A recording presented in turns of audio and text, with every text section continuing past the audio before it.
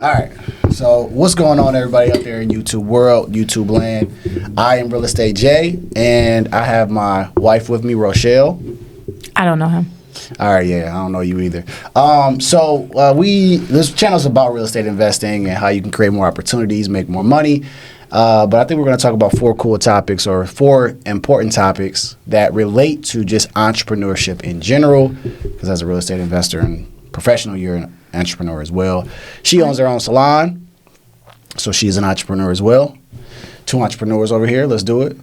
Where your muscle at? It's taking a break. Oh, okay. So the four topics are managing your schedule. The second one is talking or listening more than talking. No, it's these are bad habits that we want to change. Yeah, change. So you're talking more than you're listening. Yeah. That's a common issue. Missing out on regular follow-ups, right? And then not taking risks. So managing your schedule. So how important is it as an entrepreneur to manage your schedule, you think? Managing your schedule is highly important. For one, you have 900 hats that you're wearing outside of what you're already doing. If you're married, then you're managing marriage. If you have kids, you're managing kids.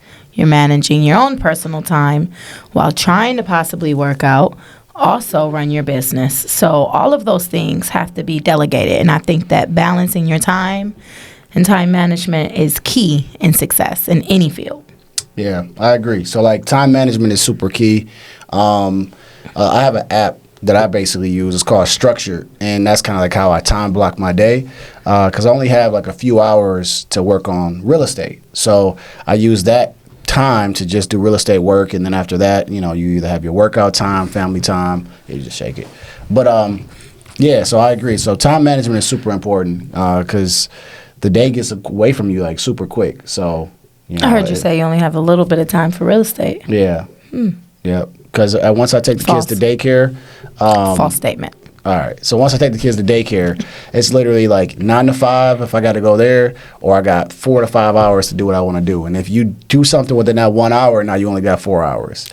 And then the 4 hours you get to the office, now you got 3 hours. So time management is super important. Now, that's how I handle my day. That's how I'm able to get a lot done in a short amount of time. Because if not, then you're just all over the place. So yeah, me and your mama call that tank time.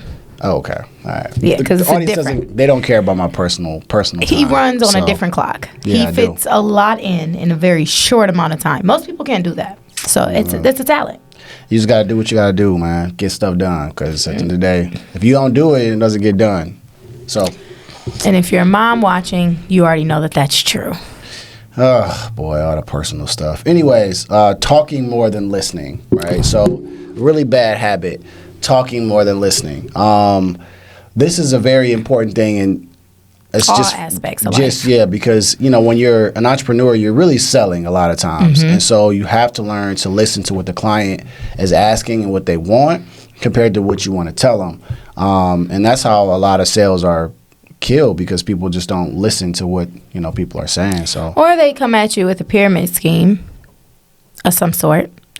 As an entrepreneur, you're always in it for personal gain sometimes, right? Like we forget that these are people and they have feelings and what they want matters. And sometimes we've already heard so much, especially in real estate, you hear, oh, my brother, my mom, I did this, I did that. And, you're not saying that their story is a sob story, but you've heard 19 of them already today. Right. So a lot of times we'll jump the gun and be like, so your dad passed. So, how many bedrooms do you have, or something of that sort. And it's kind of desensitizing the situation, also being aggressive in the situation and cutting people off. Yeah. It also too, what it does is like when you don't listen, you don't get to create them a real solution, because everyone's situation may be different. But like you said, like a lot of times we just kind of throw them in this box and say, all right, cool, this is what we're going to do. And then we just go through our line of questioning instead of just asking those questions to them, figuring out exactly what they need. And then, because a lot of times you may not be able to help them. A lot of times you may have to refer them to someone else, and you got to be okay with that. I've had delegation. I've had sellers where I was talking to them on the phone, and I'm like, well, you know what? I can't buy your house and you don't really want to list your home, but maybe you want to refinance your home. So now I got to send them to like a mortgage lender or a mortgage broker and be okay with that. Yeah. You know what I'm saying? So that's super important. And even in the business, the salon business, there's a lot of times where you get clients coming in that are just saying, hey, I want this and that. And then you go and you see them and you're like, no. You really need to get X, Y, and Z once you hear them out. So yeah, or it's best sometimes, like you said, to delegate. Like, okay, that seems like a bigger situation. That's not something I'm willing to personally take on, but I have such and such that will help you. Building a team is very important in that. As far as delegation, sometimes it's best to delegate as an entrepreneur as well. Yeah, it's very important to delegate too. Like sometimes it's not about losing the money. Sometimes it's about making sure that client is happy. Yeah, and a lot of times when you delegate too, like I learned about just like non-money activities, non-money making activities, like admin work and all that. When you like delegate that out, you can do so much more, and it actually. You feel it too. Like when someone's doing that, you're like, all right, cool, I can now focus on this. So delegation is super important in just the entrepreneur space. Huge. In general. So and a lot of people, especially entrepreneurs, they don't want to pay for it. They don't understand that you don't have to be taking on all the physical and hard work in the situation. Sometimes it's best to give it to somebody else. I agree. I'm still learning that myself, so I can't say I've mastered that, but I have. It's been days where I've not even paid myself, months where I didn't make $1. Yeah. Paying other people so that I had more free time. Yeah, you buy back your time, Yeah, eventually. Yep. I hired a virtual assistant, and that helped me too. The key. I agree. I think that's a great point. I think that was probably a really great point as entrepreneurs, delegate. So the third, which is like a bad habit, which would be missing out on regular follow-ups, like follow-up appointments, follow-up calls. I could talk to this, and you could talk to this as well, but just talk about the importance of like the follow-ups and how you follow up. When you know that someone was interested but maybe might be the wrong time, especially in real estate, if their parents just passed, it might be too soon for them to sell the home. But once they start taking on those bills within 5 to 6 months, grief is a crazy thing. So in real estate, grief happens. It just does. And then they leave behind a lot of assets. So if it's the wrong time, I think timing is key for that. Follow-ups are very important because if you don't follow up, someone else will. That's true. Very true. I mean, this is where, you've seen it where I'll tell her somebody I've been following up with for like 4 or 5 months, 7 months. And we've gotten deals from just following up, literally. Or stalking. Is what she calls it. But it's called following up. He's very, very diligent. Hey, I'm very persistent, but you have to be when you're doing marketing. But that's what, follow-ups. I've made my first deal, my first flip. It took me a year and a half to the Shannon, remember? It took me like a year and a half, me texting her, calling her, trying to get this deal, which became my first flip, which became probably the best opportunity that I've had that helped me in my real estate investing career.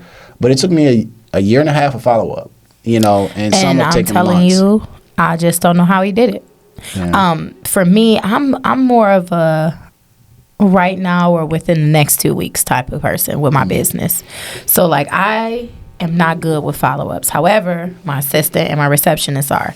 That's their job. So if you can't follow up, then you're not doing your job. So since I suck at it, I need someone else to do it because I'm too passive. I'm like, oh, you're busy? Okay. All right. Talk to you in 9 years. He's not like that. Nah. Oh, you want me to call you back? All right. You thinking like 30 minutes or you want like a day? Nah. And he's scam likely. So yeah, if I call, it might come up scam likely, but I'm answering. He is scam But likely. here's the quote is fortune is in the follow-up. So, a lot of times, people push back and maybe they just need some time, like you said. That's why I always try to ask certain questions, open-ended questions, and then I just tell them, hey, can I give you a call back in 30 days, 60 days, or something like that. But and your questions are great. I could never, once again, ask any of those questions he asked. I'm like, why do you care what's going on? How long it's been in court? Who cares? Like, I don't. Yeah. Are you getting the house under contract or not? Yeah. Like, I don't. And it follow up takes some time too because a lot of times it comes across as a rejection at first, but a lot of times people just need they just need time and they just need to look at a few things. But I always try to get follow ups, even when I'm on the call. If I don't get a deal. That's why I come home and I'm always like, all right, cool, I got a follow-up. Because if I get a couple follow-ups, those will turn into deals within the next couple months. So it's very, very important. Optimistic. Yeah, He's very, very important. optimistic. very, very important to get those follow-ups, man, in any business, because like if you're selling cars, it's just a moment of time until somebody needs a new car or needs to buy another car. Salon business, they may have come to you this month, but they're going to come back next month.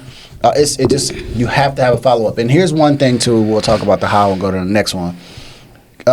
There's certain systems out there so you can be reminded of follow-up. So of course you can have your phone, your calendar. I have what's called the CRM, which is called a client relationship management, which is just a fancy word for a database that reminds me of certain reminders. Hey, follow up with Cheryl from this property, and just try to find something where you get reminded of it. So that's why you can come and get those people, right? And that's why real estate agents are really good, because they know like your birthday, your anniversary, they send those things out, and that's how they keep getting business. So I didn't know about that. Yeah. We just use a regular stationery pad at the salon. We don't have all that. That can work too, though. Like even we just write on the paper. Yeah, even writing such it on and such paper. call. We have a voicemail system. Yeah. Nice little simple email template. Yeah. As long as you find a way to continue to keep them in front of you, that's the best part. And like you even have like a email list that you send out every month. I said emails. So that's a part of follow up as well. We have a newsletter we try to send. Yeah, any way you can get your message in front of your clients or your customers is the most important part. Look at that. It's thanks Apple. It's actually writing all my stuff out. So the last one. That's that 14 Pro Max. Yeah, it's the 14 Pro Max. Upgraded myself, treated myself finally. The very last thing I think is important in the entrepreneur space is taking risk, right? So this is probably a lot of times where people don't do. But also it's a bad habit, because some people are scared to take risk, right? Some people take too many risks. And some people take way too many. And is there really way too many in entrepreneurship if you're young? Be. Only if you're young. It can be, because if you're young, is there really too many?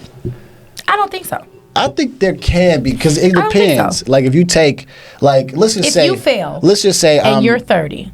But let's say I open up a party store. I'm trying to be a real estate agent. I'm doing this. I'm doing that. I'm trying to open insurance.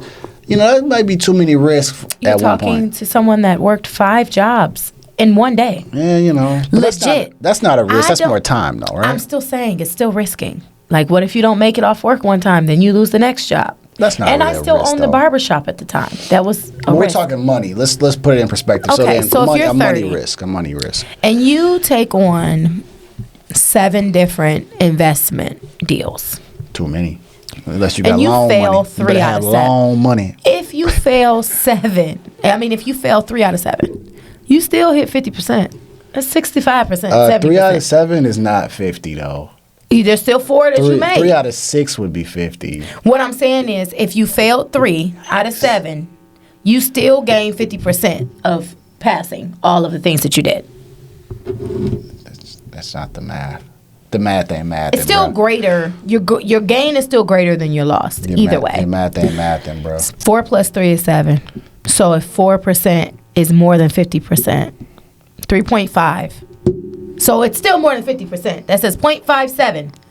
Rounded. So maybe I'm not good at math. He's not good at math. But once again. But I know 3 out of 7 that you fail, 4 you still gain. Okay, that's more than 50%. You can take a lot of risk, but what I was saying was, if you're young, I encourage everybody to take the risk that most people don't want you to take. So I think you need to take a calculated risk. But that's what I was saying. If you invest, but you can't take a calculated risk doing too many things, though. I disagree. I say try it. Okay. If you are young and you have nothing to lose, that's scatterbrain. And that's okay sometimes. No, it's not. No, it's Albert not. Einstein had scatterbrain. Albert Einstein also couldn't focus at all. He was a genius. But he had scatterbrain. And ADHD is scatterbrain. No. Look, it's a squirrel. All right. So, anyways, you can take risk, but you can't take too much. You can't bite off too much, then you can chew. Because a lot of times you can. Yeah, you may get a whole elephant ear and you eat the little part and it makes you satisfied, but you've lost another part of that elephant ear. Whatever. And you learn. There's really you learn, but you may have lost a lot of money that could have killed your momentum going forward. Okay, but my outlook on it is, sometimes your gain isn't always worth it, but the lessons that you learned are. And if you don't take the risk, you'll never know what the lessons are. You can take a calculated risk. I agree. If you take a risk that you studied for, you're around the right people, all those things. I'm YOLO. I think it's very, very, very, very important to do so. I think it is important to do risk, right? I took a risk, right? I mean, I invested a lot of money, a lot of time, a lot of things could have went wrong. And what did I say to you when you said it? You had been researching it for, I don't know, forever. Because I was wholesaling first. And my thing was, even if you didn't research it and you would have came to me, I would have gave you the same answer. Try it. You got the money. Well, it's not going to make or break anything. If it's gone, it's not like we were using it. Yeah, if it's gone, then it's just gone. We'll replenish it. We're young enough. It's fine. Yeah, but I mean, I think again, like if you've researched it, you're passionate about it, you should take the risk. But what if someone didn't research and they just want to try it? You should never do something that you are not comfortable with and don't know a lot about. The look in your face was, you should never. Because this doesn't make any sense. People do that all the time. Yeah, I want to do it, and then they have a certain passion, or but then for like 2 they months. learn from it, right? So yeah, next they learn not to do it, and now they got a bad taste in their mouth, so now they don't risk anymore. I mean, just rinse it out with some water and keep it moving. Yeah, okay. But anyways, I think YOLO. it is important though, like, because that's how you get further in life. When you take that risk, and you never know, it may go really, really well for you, and now the trajectory of your life is so much further ahead. You know, like that's why I think it is important. You know, to do certain things. I also think that people that are scared to take a risk live in a safe environment, which makes them complacent to this routine. I agree. And entrepreneurs' routine is not a normal 9-to-5 person routine. Not saying that you having a 9-to-5 is a bad thing. It's just it's safer for a lot of people. You hear people say, "Oh, but if I open that, how I'm gonna pay this and how I'm gonna do that and how I'm gonna do this and I'm gonna do that." Same way somebody that made a drop ship website are paying all their bills plus their families now. Yeah. I just think it's worth the risk. I always tell everybody, I don't care what nobody say. I don't care if the bank tell you no 19 times. Try it anyway. I agree. So, like, you probably could talk to the risk that you probably took to get into the salon, you know, in the salon business, right? So, like, I mean, but you mean even we always, you know, in your risk level kind of goes up too. You know what I'm saying? As you do one thing, it's not as bad. And the more people you hire, your risk level goes up because now people are depending on you. Yeah. Yeah, people come to me and they say like, well, how do you, like a fix and flip, like how do you do that, right? Like your brother, he's like, man, you know, I really want to get into it, but he's like, it's just so much risk, so much to it. But to me, I'm like, well, I've done it a couple times now, and so like that same thing that may be like fearful in the beginning, I'm like, oh no, that's no big deal. You just go hire this person, call this person, or work with this person, and then your risk level goes higher and higher. So like it's not as scary. Yeah. As it is, because you know a lot of times we live in our head when it comes to it's always fear. Yeah, we think that the risk is so hard. We're fearful of what we don't know, and once you experience something, you're like, oh, that wasn't that bad. That was nothing. I should have did that 10 years ago. Yeah. So that's why I tell people, don't be afraid. Don't let nobody talk fear into anything you want to do. It doesn't make sense. Just do it. Yeah. People gonna talk whether you doing good or bad. I agree with you a lot today. That's not normal, huh? Yeah. That ain't really that normal, huh? Once again. Well, we agree on entrepreneur stuff. I mean, we butt heads, but at the same time, we share a lot of similarities because we learn from each other. But yeah, man, I think that's important. Risk is really important. Because I'm knee deep in risk right now. Hey, man, risk pays Quicksand. off. Risk pays off. Quicksand. It pays off. You know how you step in it and your body just keeps sinking, and you try to take another step and it just keeps sinking. You know, it's fine. That's the analogy you got. That was the analogy. All right, for sure. As long as it made you feel better, but YOLO. Once again, deep breath and YOLO. And just go for it. So let's go ahead and end this off. What great information or just advice or just in general do you have for the audience here, man?